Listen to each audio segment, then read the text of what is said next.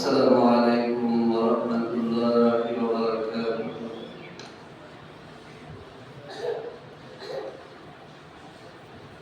الحمد لله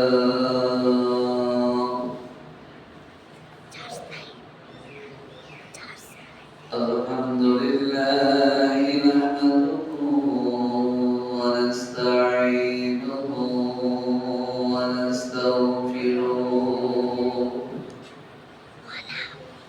ونعوذ بالله من شرور أنفسنا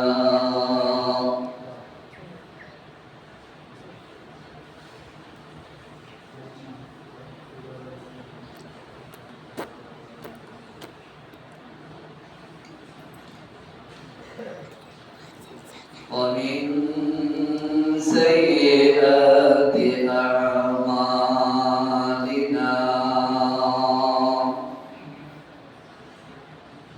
من يهده الله فلا مضل له ومن يضلل فلا هادي له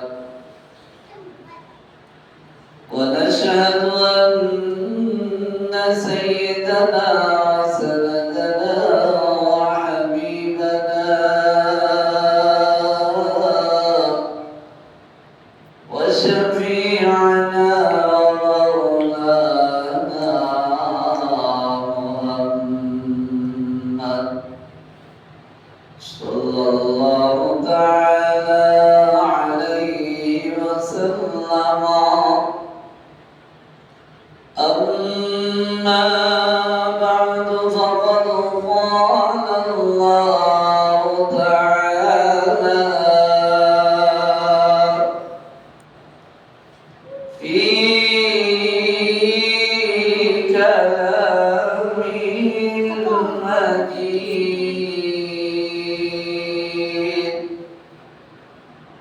المجيد والفرقان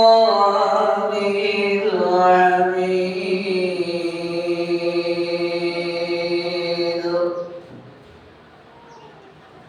أعوذ بالله من الشيطان الرجيم.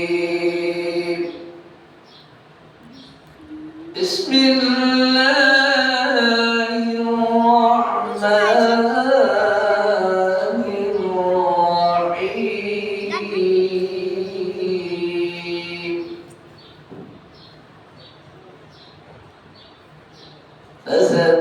فستذكرون ما أقول لكم وأفوض أمري إلى الله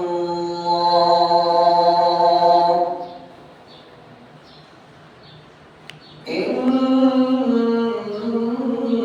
الله بصير بالعباد. صدق الله العظيم وصدق رسوله النبي الكريم. وقال تبارك وتعالى في كلامه المجيد وفرقانه الحميد. أعوذ بالله من الشيطان الرجيم. بسم الله الرحمن الرحيم. إن الله وملائكته يصلون على النبي يا أيها الذين آمنوا صلوا عليه وسلموا تسليما. اللهم صل على سيدنا محمد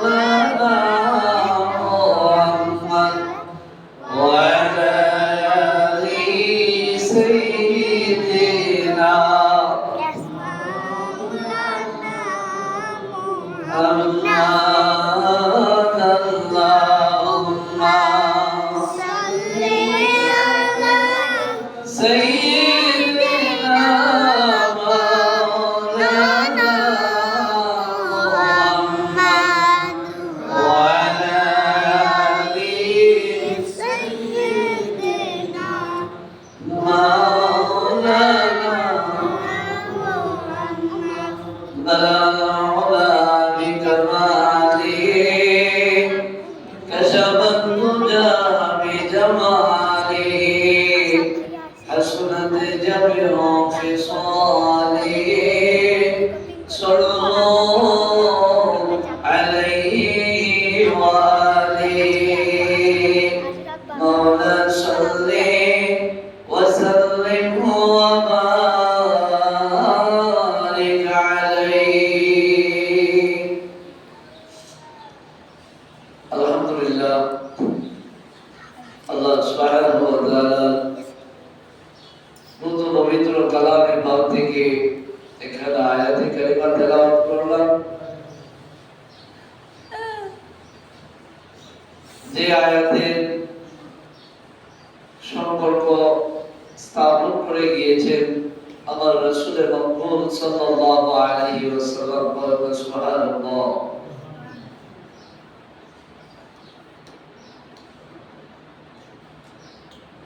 রাসূলের পাক সাল্লাল্লাহু তাআলা আলাইহি সাল্লাতু ওয়া সাল্লামের কথা আমার আল্লাহ বলেছেন। কে বলেছেন? ফাসাতাযকুরুনা মা আকুলু লাকুম, আমি তোমাদেরকে যেসব কথাগুলো বলে গিয়েছি,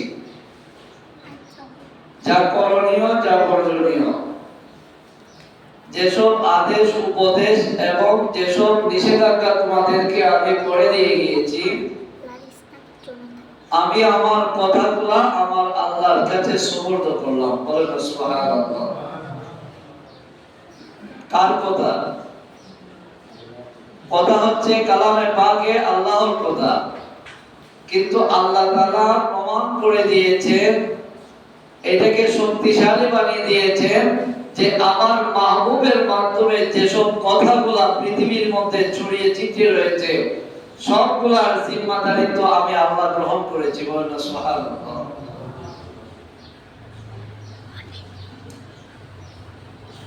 আমার আল্লাহর হাবিব বলেছেন আমি সব আল্লাহর কাছে সমর্থ করে গেলাম, কারণ আমি না থাকলেও আমার কথাগুলা পৃথিবীর পূর্ব থেকে পশ্চিম প্রান্ত থেকে উত্তর থেকে দক্ষিণ পর্যন্ত বাতাসের মধ্যে এগুলা প্রতীয়মান, বাতাসের মধ্যে এগুলা প্রমাণিত। বাতাস যেদিকে যাবে এই বাতাসগুলা থেকে এক একটা নিয়ামত তৈরি করবে, আর যেসব নিয়ামতগুলা আল্লাহ তাআলা এই পৃথিবীতে তৈরি করতেছেন সবগুলা আল্লাহর উপরে তাসবিহ পাঠ করতেছে। বলেন সুবহানাল্লাহ। আরেকটা প্রমাণ পাবেন আমার আল্লাহর হাবিবের দুরূদ পাকের মাধ্যমে। আমরা যে দুরূদ শরীফ পাঠ করি, এই দুরূদ শরীফের ফাজাইল সম্পর্কে কিতাবে এসেছে রাসূলুল্লাহ সাল্লাল্লাহু আলাইহি সাল্লামের প্রেম ভালোবাসা যদি অন্তরে না থাকে, কিতাব একটা নয় কোটি কোটি কিতাবও যদি সে লিখতে থাকে, কিন্তু মাহবুবের প্রতি যদি তার প্রেম না থাকে, দুরূদের প্রমাণ না থাকে, তাহলে হাজার কোটি কোটি কিতাবগুলো সব বিনাশ হয়ে যাবে। সুবহানাল্লাহ। এক ব্যক্তি আল্লাহর হাবিবের সম্মান লিখতেছে, কোরআন সুন্নাহর দিক নির্দেশনা লিখতেছে, কিতাব লিখতেছে। লিখতে লিখতে দেখা গেছে যে আল্লাহর হাবিবের উপরে দুরূদ শরীফ তার মধ্যে নাই, আল্লাহর হাবিবের প্রশংসা তার মধ্যে নাই। এমন অবস্থায় তার হাত পচা শুরু হয়ে গিয়েছে। হাত কি হয়ে গিয়েছে? ফসতে শুরু করে দিয়েছে। কারণ সে কিতাব লেখার ক্যাপাসিটি দিয়েছেন আল্লাহ, কিন্তু দুরূদ শরীফ আল্লাহর হাবিবের উপরে না পড়া এবং পড়ার মন মানসিকতা আল্লাহ তাকে দিয়েছেন, দিয়ে তার থেকে পরীক্ষা নিচ্ছেন। সে কি করলো? দুরূদ শরীফ পাঠ না লাগার কারণে তার হাত ফসে যাচ্ছে। অন্য এক রিওয়ায়াতের মধ্যে আবার এসেছে, এক ব্যক্তি কিতাব লিখেছে, কিতাব লিখতে লিখতে মুহাম্মদ পর্যন্ত চলে গেছে, কিন্তু সামান্য শব্দটুকু প্রয়োগ করে নাই, সাল্লাল্লাহু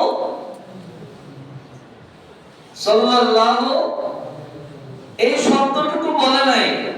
আল্লাহর হাবিব বলেছেন, যারা কিতাবের উপরে আমি রাসূলের দুরূদ শরীফ পড়ে, আমি রাসূলের দুরূদ পাঠ করে, আমি রাসূল তাদের জিম্মাদারিত্ব গ্রহণ করি। বলেন না সুবহানাল্লাহ। তার মানে শুধু কিতাব লিখলে হবে না, বড় মুফতি হলে হবে না, মুহাদ্দিস হলে হবে না, ফকিহ হলে হবে না, এখানের মধ্যে ইশকে মুহাব্বত থাকতে হবে রাসূল মদিনাওয়ালা কামলিওয়ালা নবীর প্রতি। যদি এখানের মধ্যে সেই মুহাব্বত না থাকে, আপনি যত বড়ই ফকিহ আর মুফতি মুহাদ্দিস হন না কেন, হাজারো কিতাবের পাণ্ডিত্য অর্জন করেন না কেন, হাজারো কিতাবের দার্শনিক আপনি হন না কেন, কিন্তু আপনার অন্তরের মধ্যে কামলিওয়ালার প্রেম নাই। বলেন না সুবহানাল্লাহ। তাহলে এই জায়গায় কি লাগবে? আমার রাসূলের পাক সাল্লাল্লাহু তাআলা আলাইহি সাল্লাতু ওয়াসাল্লামের মহব্বত লাগবে। এজন্য আমরা যখন দুরূদে পাক তেলাওয়াত করি, মহব্বতের সহিত আমরা দুরূদ শরীফ পাঠ করব। এখন আল্লাহুম্মা সাল্লি আলা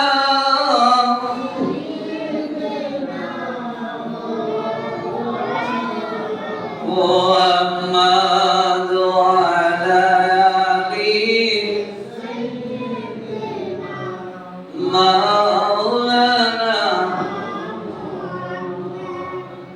এইজন্য দুরূদ শরীফের আরেকটা ছোট্ট ফজিলত বলছি, তারপরে আমি আমার দিকে যাচ্ছি। যে এখানে রাসূলের পাক সাল্লাল্লাহু তাআলা আলাইহি সাল্লাতু ওয়াসাল্লাম বর্ণনা করেছেন যে কেউ যদি একবার মুহাম্মদের সাথে দুরূদ শরীফ পাঠ করে, ওই একবার দুরূদ শরীফ পাঠ করার কারণে আল্লাহ তাআলা ওই দুরূদের বদৌলতে একটি ক্ষুদ্র পাখি সৃষ্টি করবে। এই ক্ষুদ্র পাখিটা আল্লাহ তাআলার কাছে ওই ব্যক্তির নাম ধরে, ওই ব্যক্তির পিতার নাম ধরে, অমুকের পুত্র অমুক, ওই ব্যক্তির নাম ধরে ধরে আল্লাহর কাছে প্রশংসা করবে এবং মাহবুবের উপরে দুরূদ শরীফ পড়ার কারণে মাহবুবকে সাক্ষী রেখে সে আল্লাহর কাছে, সে পৃথিবীর যেই প্রান্ত থেকে যেই প্রান্ত যাবে, যেই জায়গায় বসবে, যেই জায়গায় চলবে, ওই জায়গা থেকে আল্লাহ তাআলা নিয়ামত তৈরি করে করে ওই বান্দার হকের মধ্যে পৌঁছে দেবেন। বলেন সুবহানাল্লাহ। এবং শুধু তাই নয়, কিতাবের মধ্যে এসেছে 12 মাসের ফাজাইল বইটি লিখেছেন উসমান গনি, যিনি চট্টগ্রাম কামিল মাদ্রাসার মুহাদ্দিস। উনি লিখেছেন হাদিসে পাকের রিওয়ায়াত বর্ণনা করে যে একটা ওই উড়ন্ত পাখি যখন চলতে থাকবে, ওই উড়ন্ত পাখি একটা দুরূদ শরীফের কারণে তৈরি হয়েছে। আর ওই ছোট্ট পাখিটার ডালপালা থাকবে 70,000 ডালপালা। কতগুলা? ওই 70,000 ডালপালা থাকবে। 70,000 ডালপালার মধ্যে আবার 70,000 মাথা থাকবে, 70,000 ঠোঁট থাকবে, 70,000 জিহ্বা থাকবে। এইভাবে করে করে এক এক করে করে ওই পাখির মধ্যে যতগুলো অঙ্গ আছে, প্রত্যেকটা অঙ্গ 70,000 এ বর্ধিত করে দেওয়া হবে এবং প্রত্যেকটা অঙ্গগুলা ওই ব্যক্তির নাম ধরে ধরে আল্লাহর কাছে তাসবিহ পাঠ করবে। সুবহানাল্লাহ। জোরে বলুন না মহব্বতে সুবহানাল্লাহ। কারণ এটা আমার রাসূলের পাক সাল্লাল্লাহু আলাইহি ওয়াসাল্লামের মহব্বতে, দুরূদের মহব্বত তাদের অন্তরের মধ্যে থাকবে, তাদের মধ্যে কামলিওয়ালার মহব্বত থাকবে। আর কামলিওয়ালা নবী যেখানে থাকুক না কেন, কামলিওয়ালা নবীর প্রমাণ স্বরূপ পৃথিবীর যা সৃষ্টি হয়েছে সবগুলা সাক্ষী করে দেবে যে আমি ওই দুরূদ শরীফের ফাজাইল হিসেবে তৈরি হয়েছি এবং মাহবুবের শাফাআত কাল কিয়ামতের মধ্যে ময়দানে ওই ব্যক্তির জন্য নাজাতের ওসিলা হয়ে যাবে। সুবহানাল্লাহ। এজন্য দুরূদ শরীফ পড়লে মানুষের অভাব দূর হয়ে যায়। যখন দুরূদ শরীফ পড়বেন তখন ওযু সহকারে পড়বেন। ওযু সহকারে পড়লে মানুষ অর্থনৈতিকভাবে সক্রিয় হয়। দুরূদ শরীফ যখন পাঠ করবেন তখন অন্তর খুলে মদিনার দিকে রুজু হয়ে পড়বেন। কিবলাকে রাহমাতুল লিল আলামিন নবী হাজির নাজির জেনে দুরূদ শরীফ পাঠ করবেন। কারণ আমরা যখন ইয়া নবী বলি তখন আমরা এই ইয়া শব্দ হচ্ছে হরফে নেদা, এটা কাছের জন্য দূরের জন্য ব্যবহার হয়। এই ইয়া দ্বারা নিসবত হয় যে রাসূল পাক সাল্লাল্লাহু আলাইহি ওয়াসাল্লাম আমরা মিলাদের মধ্যে উনি উপস্থিত আছেন, এটা নিয়ে ইখতিলাফ আছে। কিন্তু অধিকাংশ ফুকাহায়ে কেরামদের মধ্যে যে রাসূল পাক সাল্লাল্লাহু আলাইহি ওয়াসাল্লামকে যে আমরা হাজির বলি, যে এই মিলাদ শরীফের মধ্যে যখন আমরা ইয়া নবী সালামু আলাইকা বলি তখন সম্বোধন করা হয় আমাদের এই মজলিসের মধ্যে আল্লাহর হাবিব এখানে সশরীরে উপস্থিত রয়েছে। বলেন সুবহানাল্লাহ। এজন্য রাসূল পাক সাল্লাল্লাহু আলাইহি ওয়াসাল্লাম দুরূদ শরীফের মধ্যে উপস্থিত থাকেন। আমরা যখন দুরূদে পাক পাঠ করব তখন এই মহব্বত নিয়ে বলব যে আল্লাহ তাআলা আমাদের এই দুরূদ শরীফ আমাদের জন্য নাজাতের উসিলা হয়ে যাবে। বলেন সুবহানাল্লাহ। আমি অন্য জুমার মধ্যে বলেছিলাম হাসরের ময়দানে যখন বিচার হবে, ওজন মিজান হবে, দুই পাল্লা যখন খাড়া করা হবে, ওই ব্যক্তির আমলের মধ্যে কোনো আমল নাই, কিন্তু ওই ব্যক্তির জীবনে একবার দুরূদ শরীফ পড়েছে, চোখ থেকে পানি ছেড়ে কামনেওয়ালা নবীর দিদারে সে ধন্য হয়ে গিয়েছে, তার একটা দুরূদ শরীফের বদৌলতে হাসরের ময়দানে যখন বিচার হবে তখন তাকে নির্দেশ দেওয়া হবে জাহান্নামের মধ্যে যাওয়ার জন্য। রাসূল পাক সাল্লাল্লাহু আলাইহি ওয়াসাল্লাম মাথা উঁচু করে দেখবেন আমার একটা উম্মত সে জাহান্নামের মধ্যে চলে যাচ্ছে। আল্লাহর নবী তখন আল্লাহর কাছে ফরিয়াদ করবেন, পরওয়ারদিগার আলামিন আমার উম্মত জাহান্নামের মধ্যে চলে যাচ্ছে, আমি হাসরের ময়দানে আমার উম্মত জাহান্নামে পাঠিয়ে আমি এখানে থাকতে পারি না, আমার উম্মতকে আপনি বাঁচিয়ে দিন, আমার উম্মতকে জাহান্নাম থেকে ফিরিয়ে দিন, তাহলে আমি রাসূল সাল্লাল্লাহু আলাইহি ওয়াসাল্লাম সন্তুষ্ট হই। সুবহানাল্লাহ। তখন সময় হুকুম করা হবে ফেরেশতাকে, হে ফেরেশতা তুমি জাহান্নামে নিও না, ওই ব্যক্তিকে ছেড়ে দাও ওই ওজন মিজানের কাছে, ওই ব্যক্তির জীবনে কোনো আমল আছে কিনা দেখে নাও, দেখা যাবে ওই ব্যক্তির জীবনে একবার রাসূল পাক সাল্লাল্লাহু আলাইহি ওয়াসাল্লামের মহব্বত নিয়ে সে দুরূদ শরীফ পাঠ করেছে, আর এই একবার দুরূদ শরীফের কারণে আল্লাহ তাআলা তাকে কবুল করে নিয়েছেন, আর এই কবুল করার কারণে আল্লাহ তাআলা তার জন্য জাহান্নামের আগুন বন্ধ করে দিয়েছেন। বলেন সুবহানাল্লাহ।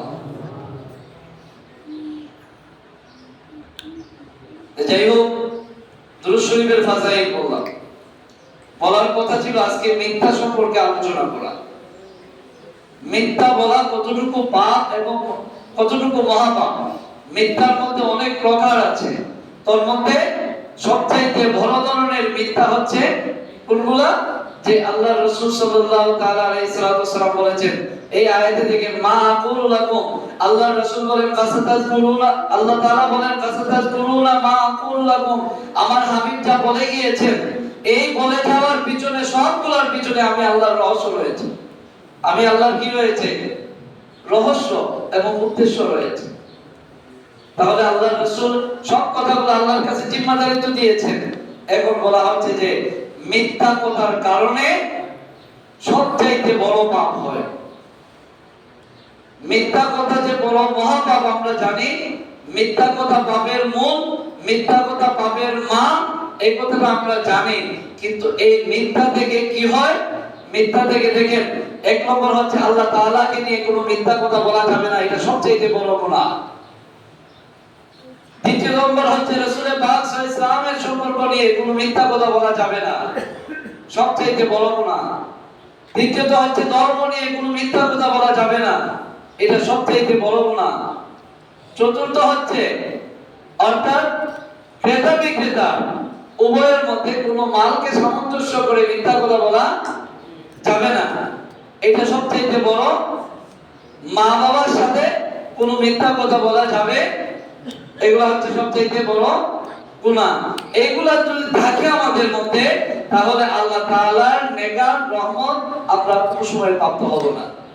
কারণ মিথ্যা আপনার একটা কথোপকথনের কারণে, একটা মিথ্যা কথার কারণে যদি আপনি মিথ্যা বলেন, আপনি যদি মিথ্যা যদি আপনাকে প্রমাণিত, মিথ্যা যদি আপনাকে নিজেকে ইনভলভ করেন, তাহলে আপনি যে মৃত্যু, আপনার মধ্যে কপটতা তৈরি হয়ে গেল, আপনি মুনাফিক। তা আপনি যখন মিথ্যা কথা বলবেন যার সাথে কথা বলবেন সে আপনার এই মিথ্যা কথা দ্বারা হেদায়েত প্রাপ্ত হবে না। দ্বিতীয়ত হচ্ছে তার মধ্যেও আপনার কপটতা ঢুকে যাবে। তারপরে হচ্ছে মিথ্যা কথার কারণে আপনার উপরে আল্লাহর কোনো রহমত থাকবে না। আপনার বাচ্চা কাচ্চা হোক বা যে কোনো ক্লাস ইনভিশন হোক, যেমন দেখেন মক্কার কাফেরেরা, মক্কার কাফের সম্প্রদায়রা, এরা মিথ্যা কথার মধ্যে পারদর্শী ছিল। এরা কথায় কথায় উপমা দিত যে তোমরা যার ইবাদত করো আমরাও আল্লাহর ইবাদত করি। কার ইবাদত করি? আল্লাহর ইবাদত করি। হ্যাঁ, ওনাকে সন্তুষ্ট করার জন্য আমরা কিছু জিনিসকে ধরি, তাদের মাধ্যমে আমরা তো, উনি তো অনেক উপরে, উনি তো অনেক দূর, ওনার কাছে পৌঁছা আমাদের সহজ না। যার কারণে আমরা আমাদের কিছু আবিষ্কৃত জিনিস দ্বারা সেগুলোকে আমরা সম্মান এবং তাজিম করার মাধ্যমে ওই জায়গা পর্যন্ত পৌঁছতে পারি, ওই জায়গা পর্যন্ত। কিন্তু দেখেন তিবিয়ান লিকুল্লি শাই, আল্লাহ তো কোরআনে সব বলেছেন। আমি আর আপনার গবেষণার মধ্যে ত্রুটি আছে, আমি আর আপনার জানার মধ্যে ত্রুটি আছে। আল্লাহ বলেছেন আমি সবকিছু আমার কোরআনে বলেছি। আল্লাহ বলেছেন মক্কার কাফেররা এইভাবে মুসলমানদেরকে ধোঁকা দিত যে আমিও তোমাদের মতো ওনার কাছে পৌঁছার জন্য আমি কিছু কাজ করি, তাদের মাধ্যমে ওই জায়গায় পৌঁছার চেষ্টা করি। আল্লাহ বলেন ওরা কাফের। আল্লাহ বলেন কি? ওরা কাফের। কারণ আমি আল্লাহর কাছে পৌঁছানোর জন্য ওদের হাতের কোনো জিনিসটা আমার কাছে পৌঁছতে পারবে না। কারণ আমার কাছে পৌঁছার জন্য আমার বায়ান, আমার মিডিয়া, আমার মাহবুব, আমার আকা এবং সমস্ত আম্বিয়া আলাইহিস সালাতু ওয়াসসালামকে আমি আমার কোরআন দ্বারা অর্থাৎ কি করেছি, সত্যায়ন রূপে গ্রহণ করে দিয়েছি। সুতরাং তাদেরকে যদি তোমরা ফলো করো, তাদেরকে যদি তোমরা মান্য করো, তাদেরকে যদি তোমরা ইতাআত করো, তাদের প্রতি যদি তোমাদের হুকুম আহকাম যদি যথাযথ মান্য করো, তাহলে তাদের মাধ্যমে আমি আল্লাহর কাছে পৌঁছা অতি সহজেই তোমাদের জন্য সাধ্য। বলেন না সুবহানাল্লাহ। এই জন্য মিথ্যা কথার কারণে আরো অনেক ধরনের 100টা কুফর আছে, যে মিথ্যা কথার কারণে 100টা আপনার ক্ষতি হবে। ছোট্ট একটা আমরা দাওয়াত ইসলামের ছোট্ট একটা কুফরের বই আছে, ওইটার মধ্যে লেখা আছে 100টা কুফর, মানে মিথ্যা কথার 100টা কুফর। এই মিথ্যা কথার কারণে আপনার রিজিক উঠে যায়, মিথ্যা কথার কারণে মহব্বত চলে যায়, মিথ্যা কথার কারণে আপনি একটা সমাজকে নষ্ট করেন, মিথ্যা কথার কারণে আপনার বিচারকে ধ্বংস করেন, মিথ্যা কথার কারণে আপনার বাচ্চাদেরকে অর্থাৎ আপনি তাদেরকে মিথ্যা কথা প্রলোভন শিখান। কারণ আল্লাহ রাসূল বলেছেন, শেষ করে দিচ্ছি, অর্থাৎ বাচ্চাদেরকেও মিথ্যা বিভিন্ন উপমা উদাহরণ দিয়ে বাচ্চাদেরকে মিথ্যা বলা নিষিদ্ধ করেছেন। কারণ সাহাবায়ে কেরামের মধ্যে একবার আল্লাহ রাসূল সাল্লাল্লাহু আলাইহি ওয়াসাল্লামের সাথে কিছু সাহাবা গিয়েছিল। একজন সাহাবী হঠাৎ ঘুমিয়ে গিয়েছিলেন। তখন আমরা তো এরকম দুষ্টামি করতাম না ছোটবেলা। একজন ঘুমাই গেলে একটা কাফেলার মধ্যে আমরা নিচে একটা রশি ছিল, রশি ধরে টান মারছি, আর উনি হঠাৎ কাঁচা ঘুমের মধ্যে জাগ্রত হলেন আর ক্ষুব্ধ হয়ে গেলেন। আর সাথে যারা যারা ছিলেন সবাই ঠাট্টা হাসি দিয়ে উঠলেন, ঠাট্টা হাসি দিয়ে উঠলেন। তখন সময় রাসূল পাক সাল্লাল্লাহু আলাইহি ওয়াসাল্লামের কাছে এই কথাগুলো পৌঁছলো। আল্লাহর হাবিব বললেন যে তোমরা তাকে ঘুমের মধ্যে যে একটা কি করলা, ভয় দেখালা, এই ভয় দেখানোটা তোমাদের জন্য পাপ। কোন মুসলমান অপর কোন মুসলমানকে ভয় দেখাতে পারে না, মিথ্যা উপহাস করতে পারে না, মিথ্যা ঠাট্টা বিদ্রুপ করতে পারে না। কারণ এগুলা থেকে তোমরা যদি মুক্ত থাকতে পারো, তাহলে আল্লাহর কোরআন দ্বীনকে তোমরা কায়েম করতে তোমরা সাধ্য হবে। বলেন সুবহানাল্লাহ। আল্লাহ সুবহানাহু ওয়া তাআলা আমাদের সকলকে মিথ্যা থেকে বাঁচিয়ে থাকার তৌফিক দান করুন এবং সবচেয়ে বেশি বেশি আমাদেরকে দুরূদে পাক, দুরূদ শরীফ পড়ার মতো তৌফিক দান করুন। সবাই বলুন আমিন। ওয়া আখিরু দাওয়ানা আলহামদুলিল্লাহি রাব্বিল আলামিন। সম্মানিত মুসল্লিয়ানে কেরাম, আমার সাহেব ভাই উনি দোয়া চেয়েছেন ওনার পরিবারের জন্য, ওনার মা বাবার জন্য, ওনার জিন্দা মুর্দা সকলের জন্য দোয়া চেয়েছেন। আপনারা সকলে ওনাদের জন্য দোয়া করবেন। আসসালামু আলাইকুম ওয়া রাহমাতুল্লাহ।